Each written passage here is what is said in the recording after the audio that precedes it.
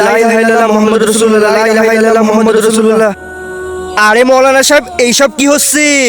2 দিন আগে আমার স্বপ্নে আল্লাহ তাআলার ফেরেশতা এসেছিল। ওই ফেরেশতা আমাকে বলেছে যে যে সবচেয়ে বেশি দরুদ শরীফ পাঠ করবে আল্লাহ তাআলা তাকে হীরা দান করবেন। তাই সব কাজ ছেড়ে দিয়ে এই দরুদ শরীফ পড়ছি। ভাই আপনিও আসেন, আপনিও আমাদের সাথে দরুদ শরীফ পড়েন। আরে এত লোক বাড়িও না হলে তো হীরা অন্য কেউ পেয়ে যাবে। মৌলানা সাহেব, আমার মায়ের শরীর অনেক খারাপ, তাই আমাকে তাড়াতাড়ি বাসায় যেতে হবে। কিন্তু আমার নবীর জন্য আমি একবার হলো দরুদ শরীফ পাঠ করব। লা ইলাহা ইল্লাল্লাহ মুহাম্মাদুর রাসূলুল্লাহ। আচ্ছা, এইবার আমি গেলাম। এই যে নাও, এই হীরা আজকে থেকে তোমার। আরে ওই হীরা ওকে দিয়ে দিল। আমি 2 দিন ধরে দরুদ শরীফ পড়ছি, কই আমাকে তো দিল না, আরো একবার পড়েই পেয়ে গেল। হে আল্লাহর ফেরেশতা, আমি 2 দিন ধরে দরুদ পাঠ করছি, তাহলে আমি কেন হীরা পেলাম না?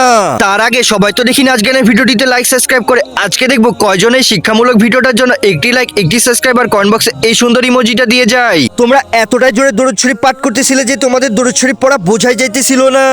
কিন্তু এই ছেলেটা শুধু একবার দরুদ শরীফ পাঠ করেছে, কিন্তু এই ছেলেটা একবার দরুদ শরীফটাই ভালোভাবে ও শুদ্ধভাবে পাঠ করেছে।